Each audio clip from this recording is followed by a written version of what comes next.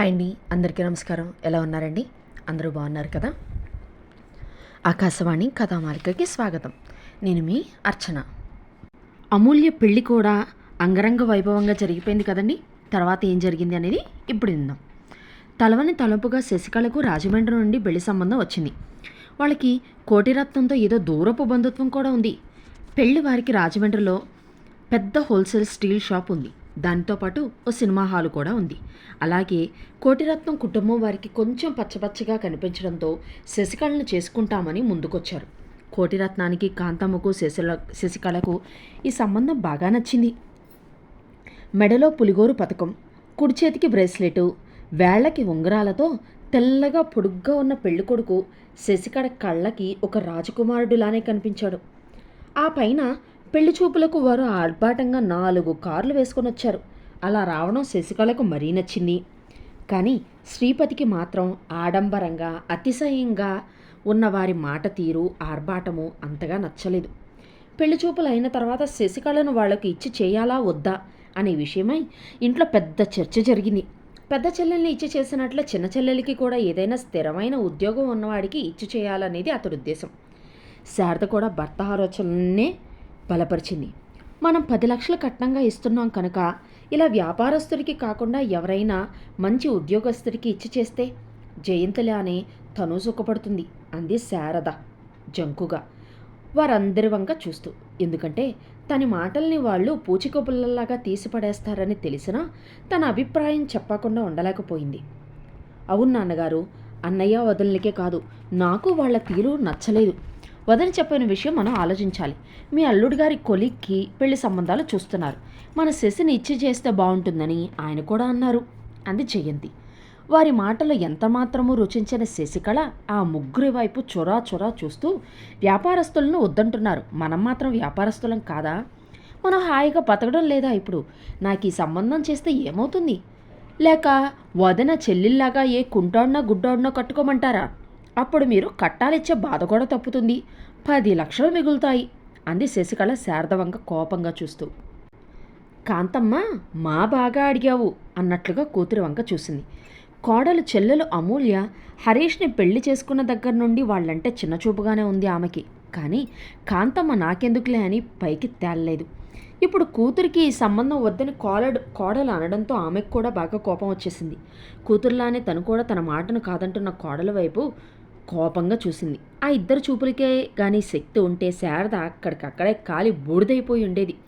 ఆడపడుచు మాటలు శూలాల్లా తాకాయి శారద మనసుకి. వద్దు వద్దు అంటూనే సలహా చెప్పబోయినందుకు బాగానే బుద్ధి చెప్పారు అనుకుంది మనసులో. దాంతో ఇంకేమీ మాట్లాడలేక మౌనం వహించింది. శ్రీపతి మాత్రం శారద మౌనం సహించలేకపోయాడు. చాలే, నోరు మూసుకో, నోటికెంతొస్తే అంత మాట అనేస్తున్నావు. వాళ్ళ గురించి ఏం తెలుసని నీకు అలా మాట్లాడుతున్నావు? హరీష్ గారు అందుడైన విద్యావంతుడు, సంస్కారవంతుడు. దేశ విదేశాల్లో ఆయనకి ఎంత పేరు ప్రఖ్యాతులు ఉన్నాయో నీకేమైనా తెలుసా? అలాంటి వాళ్ళ పేరు ఎత్తడానికి కూడా మనకి అర్హత లేదు. వాళ్ళేం కట్నాలు మిగిల్చుకోవాలని ఈ పెళ్లి చెయ్యలేదు. అమూల్య కోరి అతన్ని చేసుకుంది. వాళ్ళెంత సంతోషంగా ఉన్నారు ఇప్పుడు. మిడిమిడి జ్ఞానంతో నీలా ఎగిరిపడే వాళ్లకు అందులోని గొప్పతనం ఏం తెలుస్తుంది? సరే, అదంతా ఎందుకు? వ్యాపారంలో ఉండే ఒడిదుడుకులు సామాన్యమైనవి కావు. శశి, మాకెలాగూ తప్పదు ఈ టెన్షన్లన్నీ. నువ్వైనా అక్కడ పెళ్ళయ్యాక ఏ ఒడిదుడుకులు లేకుండా సుఖంగా ఉండాలనే నా తపనంతా అన్నాడు శ్రీపతి సాధ్యమైనంత మృదువుగా తన గొంతును మార్చి చెల్లెలికి నచ్చజెప్పే ప్రయత్నం చేస్తూ. ఏం కాదు, నాకు మంచి సంబంధం వచ్చిందని మీరంతా కుళ్ళుకొని అడ్డుపడుతున్నారు. అయినా అక్కలాంటి ఎదుగుబొదు లేని జీవితం నాకొద్దు అంది శశికళ తేల్చి చెప్తున్నట్టుగా. ఆ మాటలు వినడంతోనే శ్రీపతి సహనం అంతా ఆవిరైపోయింది. దానితో ఇంకేం మాట్లాడలేక మౌనం వహించాడు శ్రీపతి. తను ఇంకా ఏం చెప్పినా చెల్లెలు వినదనే అర్థమైపోయింది అతనికి. శశి, నువ్వు తెలిసి మాట్లాడుతున్నావో తెలియక మాట్లాడుతున్నావో అర్థం కావడం లేదు. పెళ్ళంటే ఒకనాటి వేడుక కాదు, లైఫ్ లాంగ్ ఉండేది. ఇప్పుడు తొందరపడితే తర్వాత బాధపడవలసింది మనమే. వాళ్ళ మాటల్లో నిలకడ ఏమీ కనపడలేదు. నిమిషానికోలాగా మాట్లాడుతున్నారు. అందులో ఆడంబరం తప్ప ఏమీ కనపడడం లేదు. మేమందరం ఎంత చెప్పినా నీకు ఆ సంబంధమే కావాలంటున్నావు. అయినా మరోసారి ఆలోచించమంటున్నాను నేను. అది అర్థం చేసుకోకుండా ఏదేదో మాట్లాడుతున్నావు నువ్వు. ఏమైనా అన్నీ చూసుకుని అడుగు ముందుకు వేస్తే బాగుంటుందని నా ఉద్దేశం అంది జయంతి. చెల్లెలు తెలిసి తెలియనితనంతోనే మాట్లాడుతుందని సరిపెట్టుకుంది జయంతి. అందుకే చెల్లెలు అంత నిరసనగా మాట్లాడినా ఏమీ పట్టించుకోకుండా అంత ఆరాటపడుతోంది ఆమె. ఆ తర్వాత తండ్రి వైపు తిరిగి, నాన్నగారు, ఇంతకంటే నేను చెప్పేదేమీ లేదు. మీరెన్నీ తెలిసినవారు. మనందరం కోరేది చెల్లి శ్రేయస్సే కదా. మరోసారి అన్నీ వాకప్ చేయండి అంది జయంతి హెచ్చరిస్తున్నట్లుగా.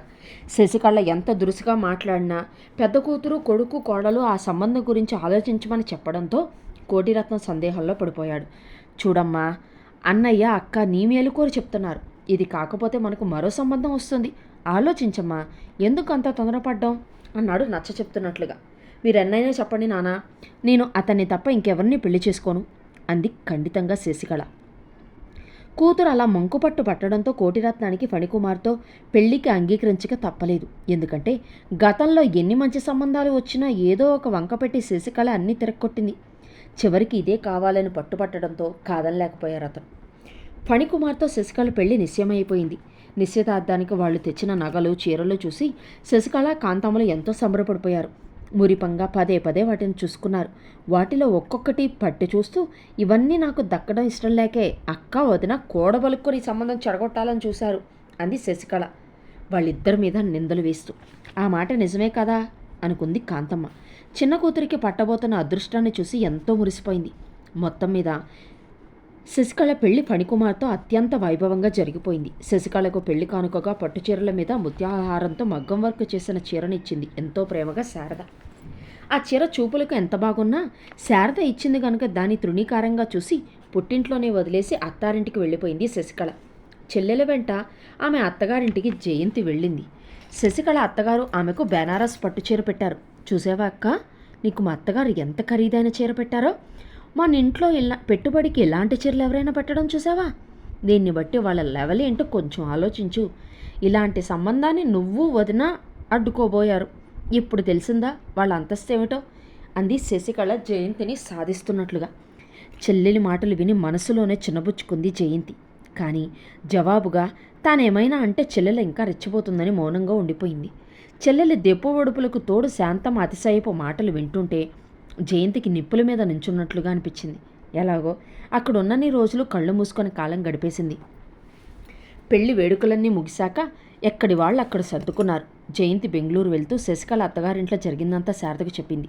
ఇక వాళ్ళంతే జయంతి, మనమే సరిపెట్టుకుపోవాలి అంది శారద ఓదార్పుగా. భర్త అత్తమామల ఆప్యాయతల మధ్య జీవితం అంటే ఇదే అన్నట్లుగా, స్వర్గం అన్నది వేరే ఎక్కడో లేదన్నట్లుగా ఆనంద డోలికల్లో తేలిపోసాగింది శశికళ. ఫణికుమార్కి శశికళతోడితే లోకం అన్నట్లుగా రోజులు గడిపిస్తున్నాడు. రాజమండ్రి చుట్టుపక్కల ఉన్న ప్రదేశాలన్నింటినీ కారులో తీసుకెళ్లి భార్యకు చూపించాడు ఫణికుమార్. వాళ్ళు ఎక్కడికి వెళ్ళినా ఇది నీకు నా బహుమతి అంటూ ఏదో ఒక కానుక భర్త తనకు కొనివ్వడం మరింత నచ్చింది శశికళకి. మధ్య మధ్యలో భర్తతో కలిసి పుట్టింటికి వెళ్ళినప్పుడు తన అంగు ఆర్పాటం అందరికీ చూపించి మురిసిపోతుందామె. ముఖ్యంగా శారద ముందు ఆ ప్రదర్శన మరీ ఎక్కువగా చేస్తూ ఉంటుంది. ఇదంతా చిన్నపిల్ల చేష్టలుగా ఎంచి శ్రీపతి, శారద మౌనంగా ఉండిపోయారు. వాళ్ళు వచ్చి వెళ్ళినప్పుడల్లా తమకు ఉన్నంతలో మర్యాదలు చేసి పంపసాగారు.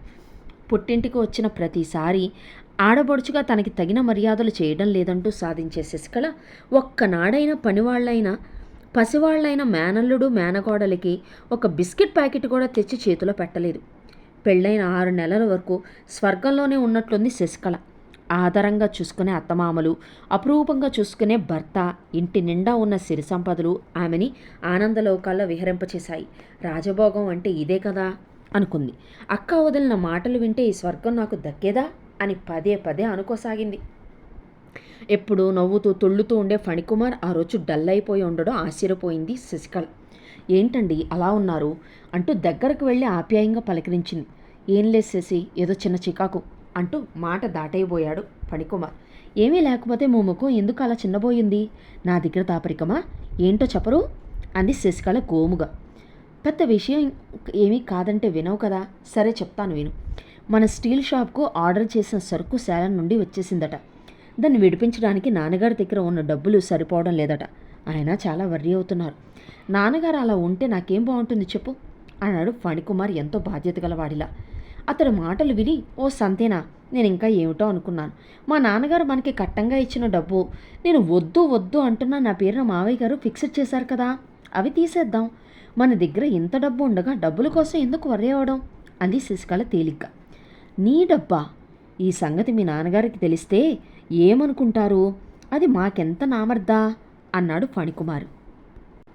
నిజానికి ఫణికుమార్ ఆ డబ్బు కోసమే భార్య దగ్గర అంత బిల్డప్ ఇచ్చాడు.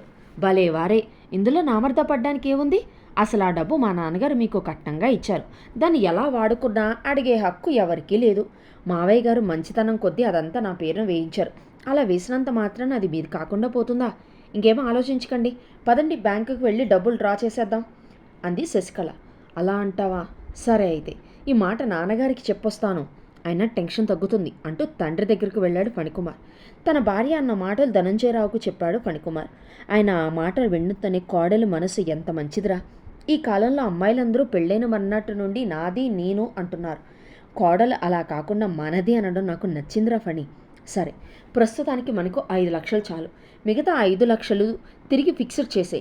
2-3 నెలల్లోనే మనకి డబ్బులు సమకూరాక ఈ 5 లక్షలు తిరిగి బ్యాంకులో వేసేద్దాం అన్నాడు ఆయన సంతోషంగా. సరే నాన్నగారు అంటూ ఫణికుమార్ భార్యను బ్యాంకుకు తీసుకువెళ్ళి డబ్బులు డ్రా చేసి తెచ్చి తండ్రికిచ్చాడు. ఇది జరిగిన తర్వాత ఆమె అత్తమామల నుండి మరిది నుండి మరింత ఆప్యాయతను, గౌరవాన్ని పొందింది శశికళ. వారు చూపించే ఆత్మీయను చూసి నేను చాలా అదృష్టవంతురాల్ని అని పొంగిపోయింది. అలాగే అమ్మగారింట్లోలాగా దురుసుగా ప్రవర్తించకుండా వారందరితోనూ మృదువుగా వ్యవహరించి మరింత మన్నన పొందింది. అయితే ఫణికుమార్ తండ్రి చెప్పినట్లుగా మిగతా 5 లక్షలు ఫిక్స్డ్ చెయ్యలేదు. ఆ డబ్బులు చేతిలో ఉంటే ఫ్రీగా ఖర్చు పెట్టుకోవచ్చు అనే ఆశ కలిగింది అతనికి. ఇప్పుడు 5 లక్షలు ఫిక్స్డ్ చేయడం ఎందుకు శశి? మా నాన్నగారు మిగతా 5 లక్షలు ఇచ్చాక ఒకేసారి 10 లక్షలు ఫిక్స్డ్ చేసేద్దాం, ఏమంటావు అని భార్యను అడిగాడు. మీ ఇష్టం, మీరు ఎలా నచ్చితే అలా చేయండి. మీకంటే నాకు ఎక్కువ ఏం తెలుస్తుంది? మీ ఇష్టమే నా ఇష్టం. మీలాంటి గొప్ప వ్యక్తి నా సొంతం అయినందుకు ఈ డబ్బుతో నాకేం పని అంది శశికళ ఆరాధనగా అతడి వంక చూస్తూ. భార్యకి తనపై గల విశ్వాసానికి చూసి మురిసిపోయాడు అతను. ఆ 5 లక్షలు శశికళ సేవింగ్స్ అకౌంట్లో వేశాడు. అయితే భార్య తన మీద ఉంచిన విశ్వాసాన్ని నిలబెట్టుకోవాలనే ఆలోచన అతనికి లేకపోయింది. భార్య ఉదార స్వభావాన్ని బాగా వినియోగించుకున్నాడు అతను.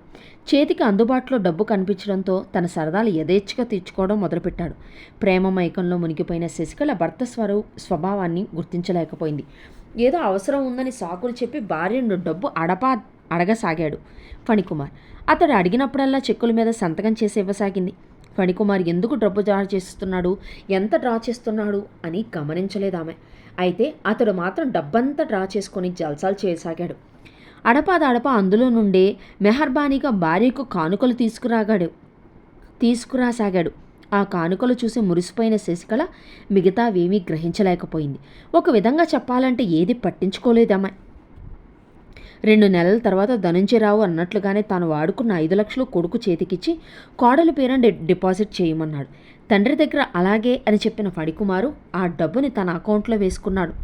కనీసం తండ్రి డబ్బు తిరిగి ఇచ్చిన సంగతి కూడా భార్యకు చెప్పలేదు అతను.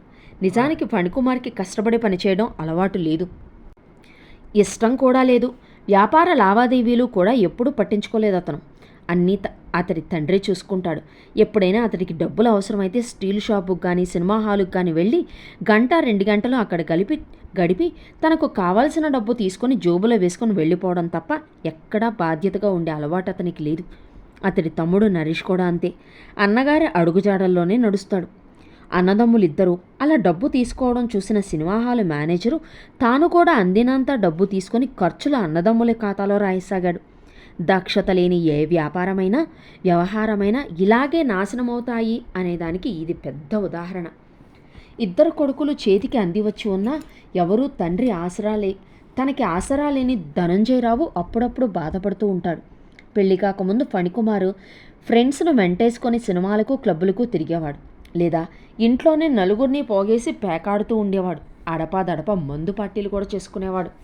డబ్బులకు లోటేమీ లేదు కనుక కొడుకులిద్దరు చేష్టలను మొదట్లో చిన్నతడపు చేష్టలుగా అనుకున్నారు. కానీ రాను శృతిమించడంతో కిన్నులైపోయారు వారి తల్లిదండ్రులు. పెళ్లి చేస్తే దారికి వస్తాడని పెద్ద కొడుక్కి పెళ్లి చేశారు. పెళ్ళైన కొత్తలో భార్య మీద మోచుకొద్దీ తన గాలి తిరుగుళ్లను కట్టిపెట్టి రోజులో ఎక్కువ భాగం శశికళతోనే గడిపేవాడు. ఎప్పుడైతే లక్షల డబ్బు అతడి చేతిలో ఒక్కసారిగా పడిందో అప్పుడే తిరిగి వెనకటి ఫణికుమార్గా మారిపోయాడు. అతనికున్న వ్యసనాలు తాగుడు, పేకాట, అమ్మాయిలతో పాటు ఎప్పటికప్పుడు మార్కెట్లోకి వచ్చిన లేటెస్ట్ బైకులు కొనడం. తన దగ్గరున్న బైక్ ఎంత బాగున్నా దాన్ని ఎంతో కొంతకి తెగ నమ్మడం చేసేవాడు. గతంలో తండ్రి దగ్గర అంతెంత పెద్ద మొత్తాలు అడిగి తీసుకునేందుకు జంకిన ఫణికుమారు కొంచెం కంట్రోల్లోనే ఉండేవాడు. ఇప్పుడు తన అకౌంట్లోకి డబ్బులు ఉండడంతో యథేచ్ఛగా తీసి ఖర్చు చేయసాగాడు. కొడుకు మీద ఉన్న గుడ్డి ప్రేమతో ధనుంజయరావు దంపతులు ఇదంతా చూసి చూడనట్లు వదిలేశారు. అంతేకాకుండా పిల్లల జీవితాన్ని ఇప్పుడు కాకపోతే ఇంకెప్పుడు అనుభవిస్తారు అనుకున్నారే కానీ ఇవన్నీ కొనడానికి డబ్బులు ఎలా వచ్చాయి అని ఒక్క క్షణం కూడా ఆలోచించలేదు వాళ్ళు. అన్నదమ్ములిద్దరూ బయట తిరిగినంతసేపు తిరిగి మిగతా సమయాన్ని పూర్వంలానే ఇంట్లో స్నేహితులను పోగేసుకుని పేకాడుకోసాగారు. భర్తలో వచ్చిన ఈ మార్పు శశికళను నివ్వెరపోయేలా చేసింది. పెళ్ళైన కొత్తలో తన్నెంతో అపురూపంగా చూసుకున్న భర్త ఎందుకిలా మారిపోయాడో అర్థం కాలేదు ఆమెకు. అతడి అసలైన నైజం తెలియక ఎందుకిలా చేస్తున్నావని మొదట్లోనే అతన్ని ప్రశ్నించడమో, అతడి చేతులకు అడ్డుకట్ట వేయడమో శశికళ చేసి ఉంటే బాగుండేది. కానీ అతడిపై గల గుడ్డి నమ్మకంతో ఇంతకాలం భర్త ఏం చేసినా పట్టించుకోవడం మానేసిందామె. మెల్లమెల్లగా అతడి నిజస్వరూపం అర్థమవసాగింది. చేతులు కాలాక ఆకులు పట్టుకున్నట్లు జరిగిందంతా ఎవరికీ చెప్పుకోలేని పరిస్థితి అయింది ఆమెకి. భర్త అభిమానమంతా మేడిపండు చందమని అర్థమై కిన్నురాలైంది. మొదటిసారి తన అన్నా వదినల మాటలు, అక్క మాటలు వినకుండా ఈ పెళ్లి చేసుకుని చాలా తప్పు చేశానేమోననే భావన కలిగింది ఆమెలో. చేతిలో ఉన్న డబ్బులన్నీ అయిపోయాక ఫణికుమార్కి ప్రపంచంతో సంబంధం లేకుండా పోయింది. అతని దగ్గర డబ్బులు అయిపోయాక మెల్లగా శశికళ అకౌంట్లో నుండి మొత్తం డబ్బులు డ్రా చేసేశాడు. చేస్తూ ఉండగానే 10 లక్షలకు అలా రెక్కలొచ్చినట్లుగా ఎగిరిపోయాయి. పెళ్లి కాక ముందు కంటే ఇప్పుడు ఖర్చులకు బాగా అలవాటు పడిపోయాడు. అతడి అవసరాలకు డబ్బు సమకూర్చే గనిలాగా శశికళ కనిపించింది. అందుకని ఏదో విధంగా మంచి మాటలు చెప్పి ఆమె నుండి డబ్బు రాబట్టుకొని తన పబ్బం గడుపుకోవాలనుకున్నాడు. అందుకే కట్నం డబ్బు 10 లక్షలు ఖర్చు అయిపోయాక ముఖం అంతా దీనంగా మార్చి బిజినెస్కి అవసరమని, తండ్రి అడగమంటున్నాడని, అవసరం తీరాక విడిపించి ఇచ్చేస్తామని మాయమాటలు చెప్పి శశికళ నగలు ఒక్కొక్కటిగా తీసుకువెళ్ళిపోయాడు ఫణికుమార్.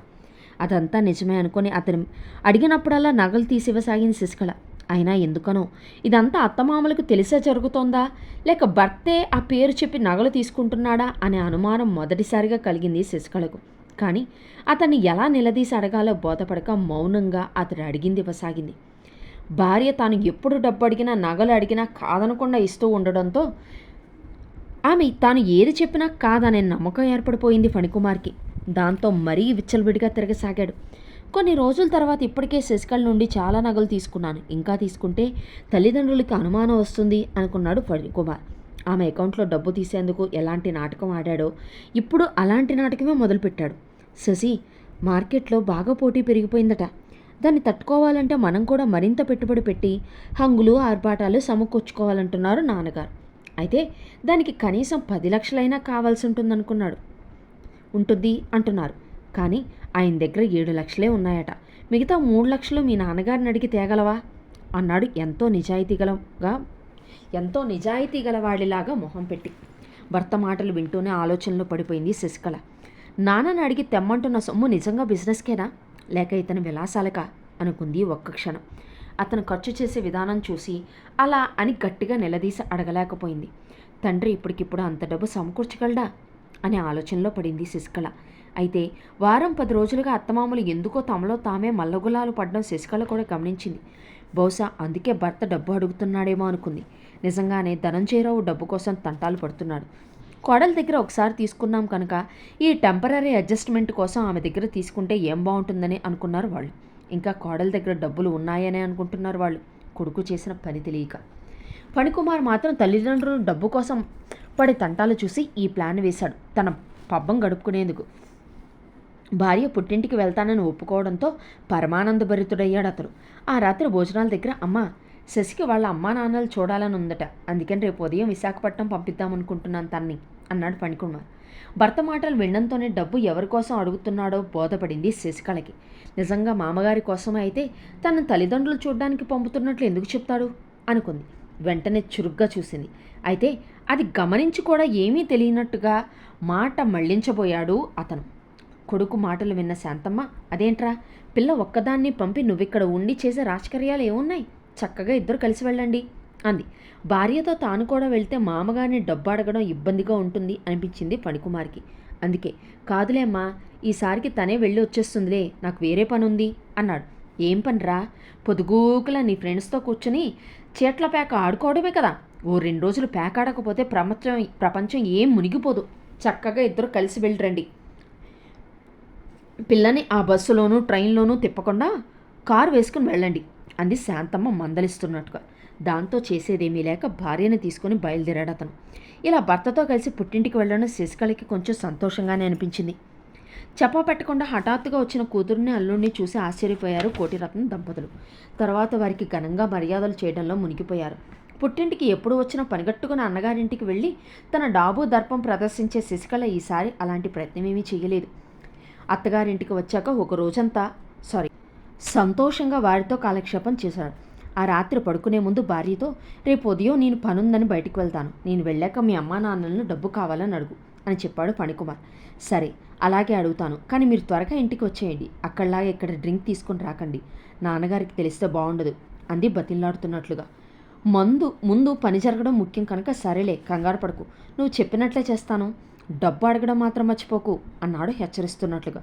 మర్నాడు అతడు బయటికి వెళ్ళాక, నాన్నగారు, మా మామగారు బిజినెస్ డెవలప్మెంట్ చేయాలనుకుంటున్నారు, దానికి 10 లక్షలు కావాలంట, ఆయన దగ్గర 7 ఉన్నాయని, మిగతా 3 లక్షలు మీరేమైనా సర్దగలరా అని అడగమన్నారు అంది శశికళ. మనసులో మాత్రం తండ్రిని మోసం చేస్తున్నానేమో అనే బాధ పీకుతోంది శశికళకి. కానీ అడగకపోతే భర్త ఏమంటాడోనే భయం ఆమెది. కూతురు మాటలు విని వియ్యంకుడికి ఎంతో అవసరం పడి ఉంటుంది, లేకపోతే అమ్మాయిని డబ్బు కోసం నా దగ్గరికి ఎందుకు పంపిస్తారు అనుకున్నాడు కోటిరత్నం. అందుకే ఏమీ ప్రశ్నించలేదు అతను. శశికళ పెళ్లికి చేసిన అప్పు ఇంకా 3 లక్షలు మిగిలి ఉండడంతో దాన్ని చెల్లు చేయాలని ముందు రోజు రాత్రే అతడు డబ్బు తెచ్చి ఇంటి దగ్గర పెట్టాడు. అప్పు సంగతి తర్వాత చూసుకుందామని ఆ డబ్బు తెచ్చి కూతురు చేతుల్లో పెట్టాడు అతను. ప్రశ్నలు ఏమీ వేయకుండా అరిగిన మరుక్షణం తండ్రి ఆ డబ్బు తెచ్చి ఇచ్చినందుకు ఎంతో పొంగిపోయింది శశికళ. ఎందుకంటే పెళ్లిలో నీకు 10 లక్షలు కట్నంగా ఇచ్చాము కదా, అదేం చేశారు అని తండ్రి అడగనందున ఆమె మనసు తేలికపడింది. అడుగుంటే తెల్లమొహం వేసేదాన్ని కదా అనుకుంది మనసులో. అలాగే అత్తవారింట్లో భర్త చేస్తున్న నిర్వాహకం గురించి చెప్పి వాళ్ళ మనసులు కలతబారేలా చేయడం తప్ప ప్రయోజనం ఏముంటుంది అని మిన్నకుండిపోయింది శశికళ. ఫణికుమార్ బయటకు వెళ్ళి వచ్చిన వెంటనే, మీ నాన్నను డబ్బు అడిగావా అని అడిగాడు ఆత్రంగా. అడిగానండి, ఇదిగో డబ్బు అంటూ తండ్రి ఇచ్చిన డబ్బు తెచ్చి శశికళ అతని చేతులకి ఇచ్చింది. డబ్బు చూడగానే అతని ముఖం వెలిగిపోయింది. మామగారు అడిగిన వెంటనే కారణాలు అడగకుండా డబ్బులు ఇవ్వడం చూసి అత్తారిల్లు అతనికి ఒక బంగారు గనిలా కనిపించింది.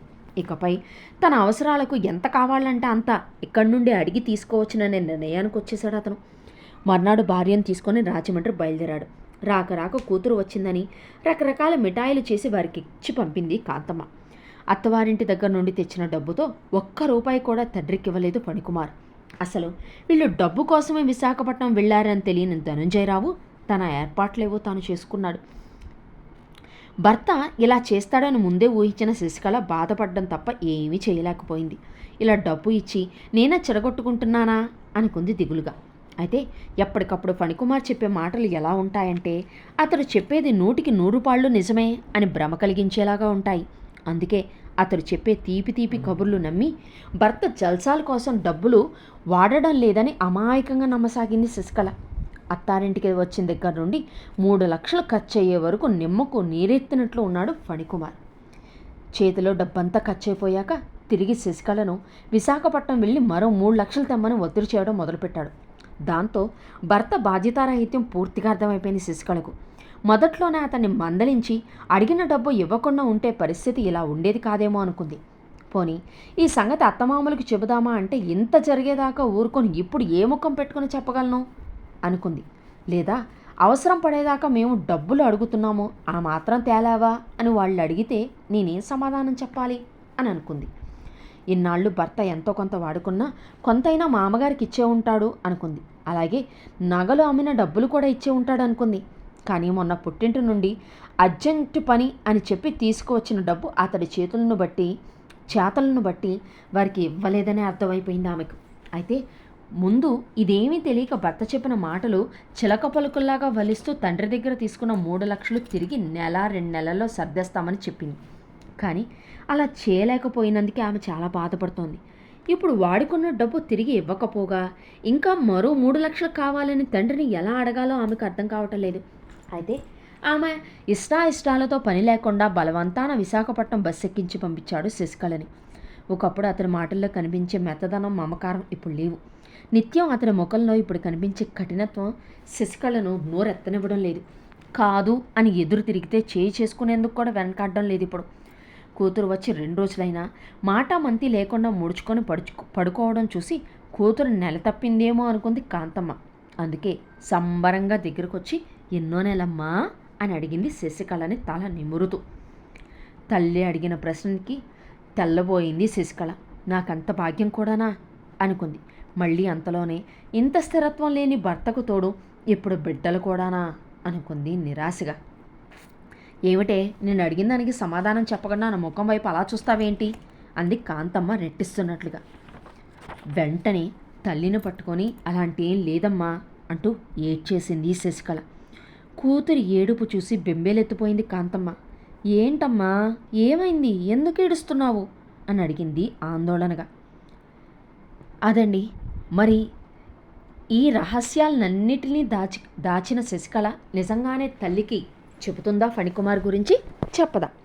ఏం జరిగింది అనేది రేపు విందాం. తెలుసు కదండి, కథ నచ్చితే లైక్ చేయండి, మీకు బాగా నచ్చిన వాళ్ళకి షేర్ చేయండి. ఇలాంటి కథల కోసం ఛానల్ని సబ్స్క్రైబ్ చేసుకోండి.